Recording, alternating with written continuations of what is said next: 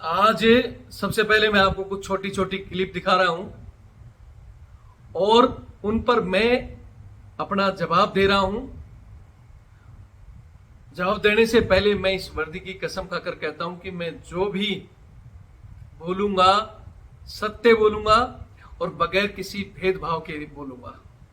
मैं वर्दी की कसम खाता हूं कि मेरे लिए कोई भी पार्टी, चाहे बीजेपी, कांग्रेस, सपा, बसपा, चाहे कोई पार्टी का लीडर, मेरे को किसी लीडर का ना पक्ष लेना है, ना किसी से प्यार है और ना किसी से दुश्मनी।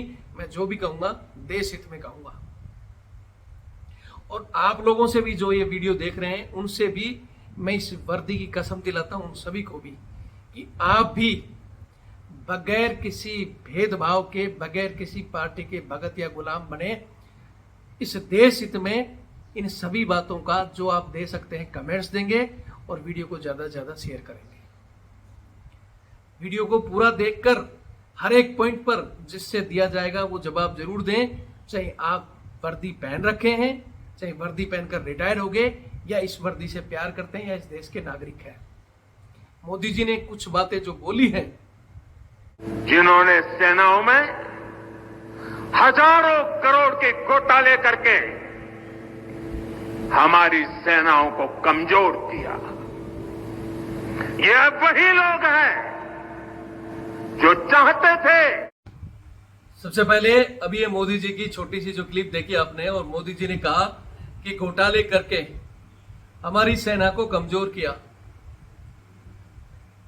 मोदी जी कह रहे हैं ये वही लोग थे। तो सबसे पहले मैं पूछना चाहता हूं कि हमारी सेना कमजोर कब थी? ये रविंद्र फौजी छाती ठोककर कहता है कि हमारी सेना ना पहले कमजोर थी, ना आज है, और हम चाहते हैं कि ना भविष्य में कमजोर हो। दूसरी, मोदी जी कह रहे हैं कुछ लोग, अरे भाई सीबीआई आपके पास में है, पूरी इंटेलिजेंस सब कुछ आपके पास में है, क्यों नहीं उनकी जांच कराते सभी घोटालों की? सेना द्वारा किए गए जरूरी रिफॉर्म्स का एक उदाहरण अग्निपथ स्कीम भी है। दशकों तक अभी इस क्लिप में मोदी जी ने कहा कि सेनाओं द्वारा किए गए रिफॉर्म का एक हिस्सा अग्निपथ स्कीम भी है। अगर ये स्कीम सेनाओं द्वारा लाई गई थी तो उस समय के जो वर्तमान जनरल थे, जनरल मनोज मुकुंद नरवणे साहब, जिन्होंने रिटायर्ड होकर अपनी किताब में क्यों लिखा कि ये हमारी स्कीम नहीं थी, और जब ये स्कीम आई तो हम चौंक गए थे, और एयरफोर्स और नेवी को तो बिल्कुल ही इसके बारे में नहीं पता था। क्यों कहा? अग्निपथ का लक्ष्य सेनाओं को युवा बनाना है। अग्निपथ का लक्ष्य सेनाओं को युद्ध के लिए निरंतर योग्य बनाए रखना है। दुर्भाग्य से इस क्लिप में जो मोदी जी ने कहा कि अग्निपथ स्कीम सेना को युवा बनाने के लिए आई है, मैं आगे आपको वीडियो में बताऊंगा कि इससे सेना युवा नहीं होगी, बल्कि इससे एज रेशो सेना का बढ़ेगा। आगे वीडियो में पूरा डिटेल के साथ आपको समझाऊंगा। दूसरी बात जो इसी क्लिप में मोदी जी ने कही कि सेना को युद्ध के लिए योग्य बनाना है, इस स्कीम का मतलब, तो मैं इन श्रीमान जी से पूछना चाहता हूं कि इसी हमारी सेना ने 3 से 4 युद्ध जीते हैं, और ये श्रीमान जी जो ये भाषण दे रहे हैं कारगिल डे पर, इसी सेना ने कारगिल का वो युद्ध जीता था। हालांकि मैं मानता हूं उसमें हमारी कैजुअलिटी ज्यादा हुई थी, क्योंकि दुश्मन पहाड़ी की चोटी पर बैठा था और हम नीचे से उसको धकेलने जा रहे थे, लेकिन फिर भी हमने वो युद्ध जीता, इसी सेना ने। फिर ये कैसे कह सकते हैं? इनका कहने का मतलब इस स्कीम से योग्य बनाएंगे, हम पहले योग्य नहीं थे। आगे पूरा वीडियो देखें, शेयर करें, और जो मोदी, शायद कुछ लोगों की मानसिकता ही ऐसी थी कि सेना मतलब नेताओं को सलाम करना, परेड करना। हमारे लिए जय हिंद, जय भारत, वंदे मातरम। मैं रविंद्र फौजी आज इस वीडियो के जरिए मैं कुछ सवाल करना चाहता हूं और मैं चाहता हूं कि अगर आपको सवाल सही लगे तो वीडियो को ज्यादा से ज्यादा शेयर करें और आप किसी भी पार्टी के भगत बनकर नहीं, देश भगत बनकर इन सवालों का जवाब देंगे। इन नेताओं की तरह बगैर पैंदे के लोटे ना बने और थूक कर जो चाटते हैं वैसे लोग कमेंट्स ना करें। सबसे पहला सवाल मुझे ये बताइए, क्या हमारी सेना कभी भी भूतकाल में क्या हमारी सेना कमजोर थी?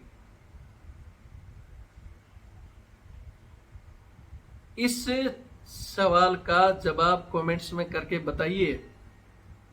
एक बार फिर सुन लें कि क्या हमारी सेना पहले कमजोर थी क्या भविष्य में कभी? और जवाब देने से पहले एक बार हिस्ट्री को खंगाल लेना, हिस्ट्री को चेक कर लेना। हमारी इसी सेना ने पाकिस्तान के साथ 2 बार युद्ध जीते हैं, तीसरी बार कारगिल में भी जीता है, जहां उनकी सेना पहाड़ियों में चढ़ी बैठी थी और हमारे नीचे से बहादुर सैनिक गए थे लड़ने के लिए। हमारी कैजुअलिटी उनसे ज्यादा होने के बावजूद हमने वो युद्ध जीता था। तो क्या 3-3, 4-4 युद्ध जीतने वाली हमारी सेना कमजोर थी? इसका जवाब दें। अगर कमजोर नहीं थी हमारी सेना, मैं तो आज भी कह रहा हूं कि हमारी सेना पहले भी बहादुर थी, आज भी बहादुर है और हमेशा बहादुर ही रहनी चाहिए। लेकिन जो थूक कर चाटने वाले लोग, अगर ऐसे लोगों का हौसला बढ़ाएंगे जो कारगिल दिवस पर, आज मैं बात कर रहा हूं कि कारगिल दिवस पर जहां शहीदों का सम्मान करना था, वहां हमारे देश के प्रधानमंत्री खड़े होकर ये कहते हैं कि हमारी सेना को पहले की पार्टियों ने, जिस पे भी वो तंज कस रहे हैं पार्टियों पर, उन्होंने ये चीज कहा कि हमारी सेना को इन्होंने कमजोर किया। मतलब चाहे किसी भी पार्टी ने किया हो, लेकिन उनका कहने का मतलब था कि हमारी सेना को कमजोर किया। इसका मतलब हमारी सेना कमजोर थी। प्रधानमंत्री जी इसका जवाब दें। हमें मतलब नहीं है, ना राहुल गांधी से मतलब है, ना सपा बसपा से मतलब है। देश की जनता जवाब दे कि क्या हमारी सेना कभी कमजोर थी? ये मोदी जी ने शब्द कैसे कहे? एक और शब्द मोदी जी ने कहा कि ये लोग पहले सेना को सिर्फ सलूट मारने के लिए और परेड करने के लिए इस्तेमाल करते थे। तो क्या हमारी सेना पहले नेताओं के तलवे चाटती थी या इनको सलाम करती थी? इन चीजों का मैं चाहता हूं कि आप लोग जवाब दें।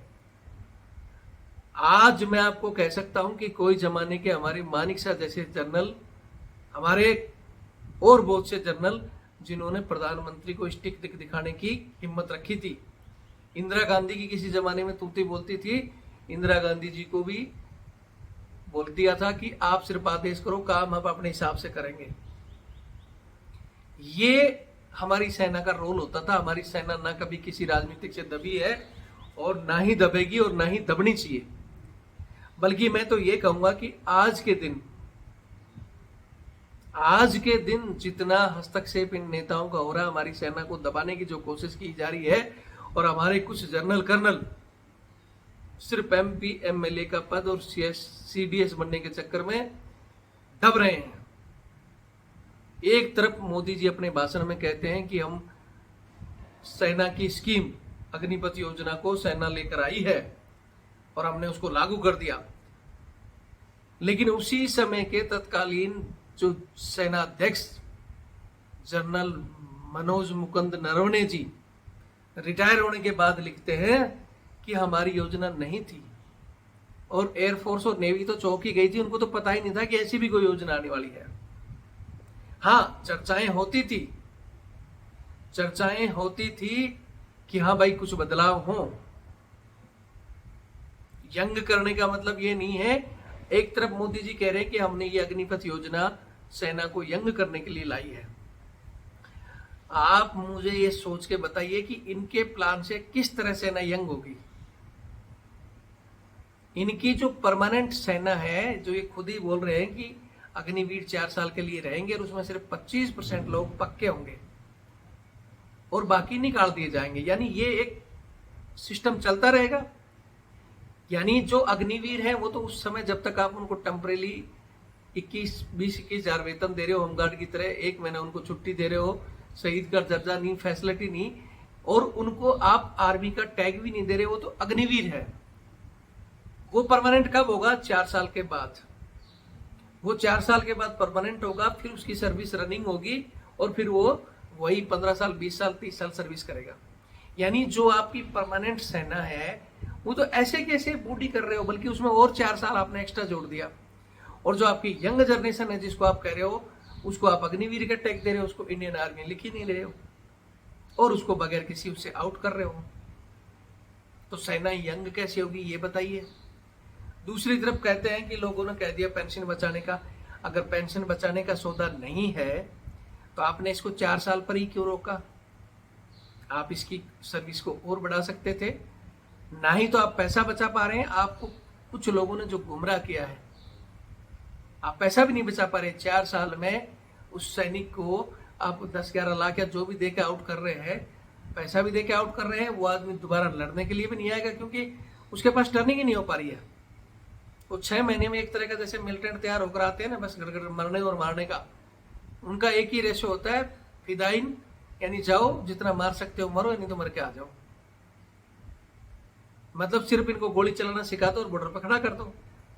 लड़ाई लड़ने के लिए सेना की जो पहले ट्रेनिंग होती थी, उसके बाद कंटिन्यू युद्ध अभ्यास होते थे, उनका रेजिमेंटों में तालमेल होता था, कैसे कौन सा आदमी क्या ड्रिल करेगा, वो ये कर ही नहीं पाएंगे और सीखते सीखते ही आउट हो जाएंगे।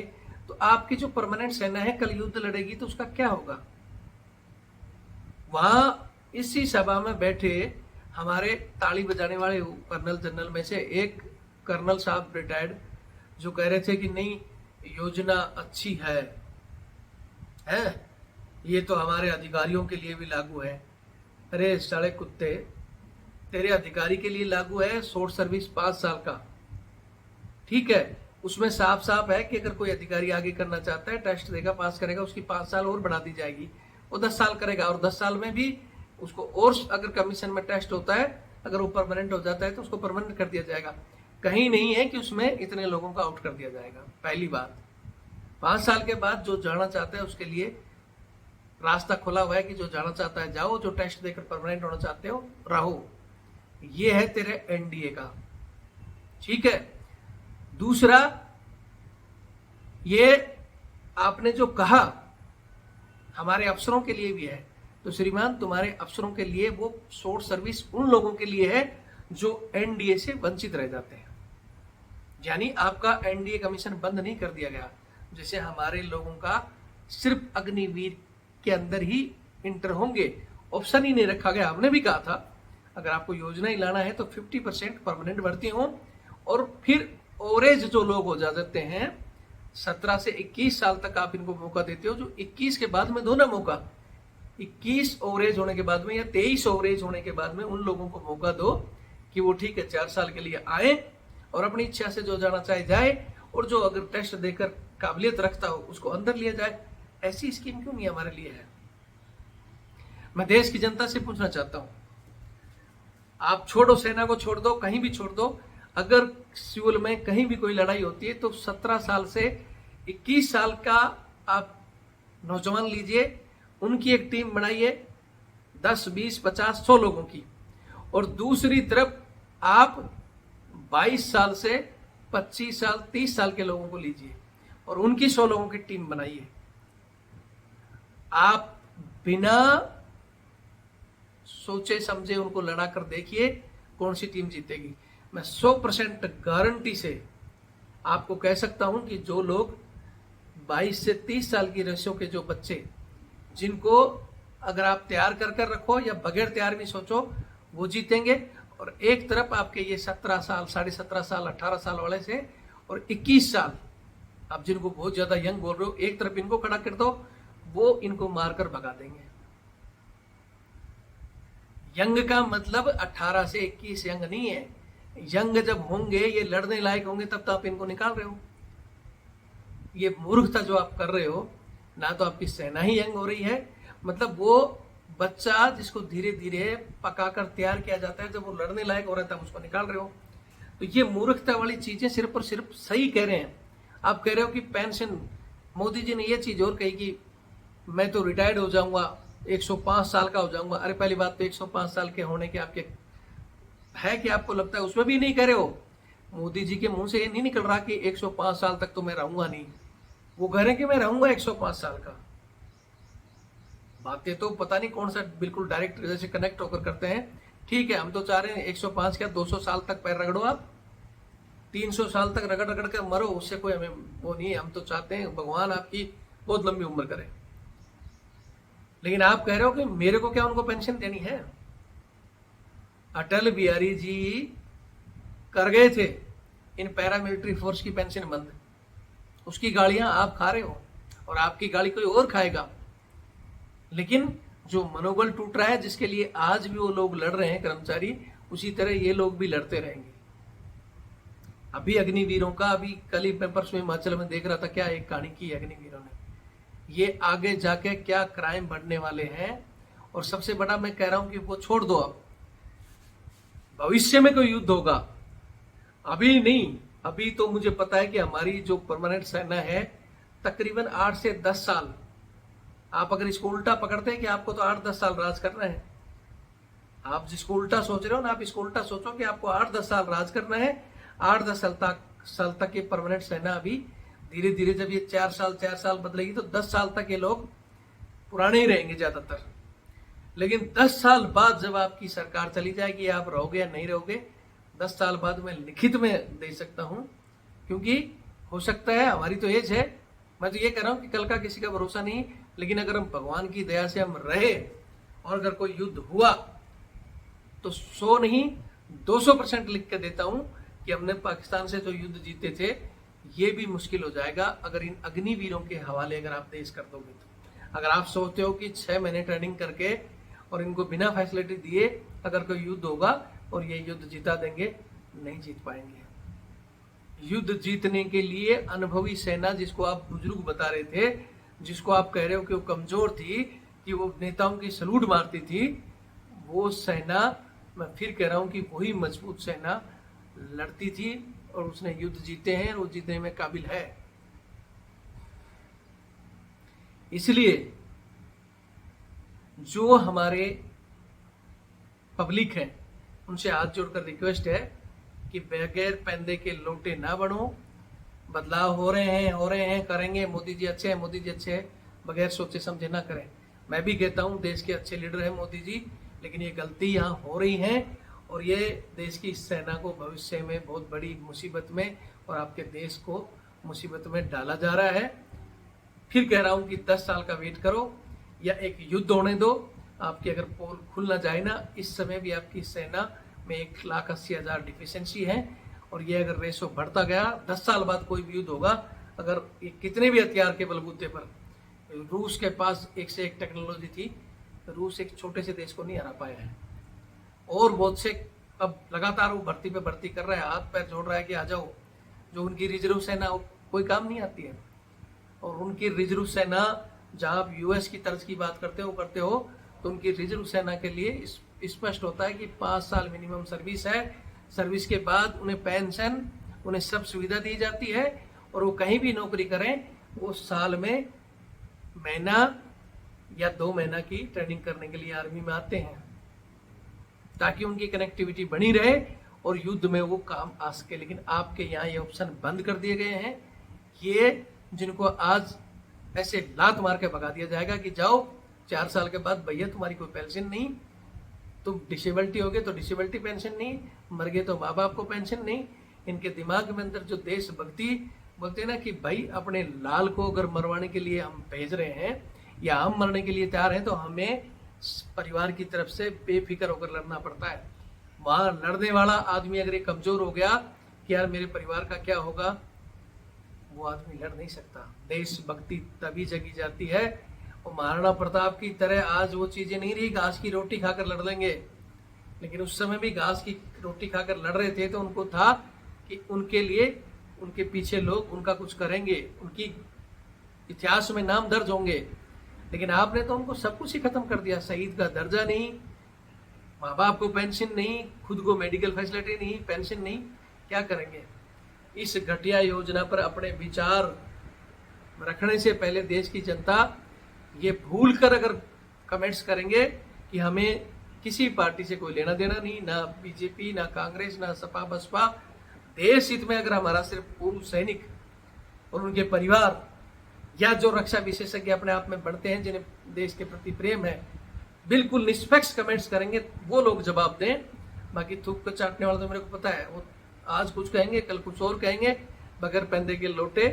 अगर पब्लिक भी इसी तरह बन गई तो फिर देश बहुत बड़ी दुर्गति में जा रहा है।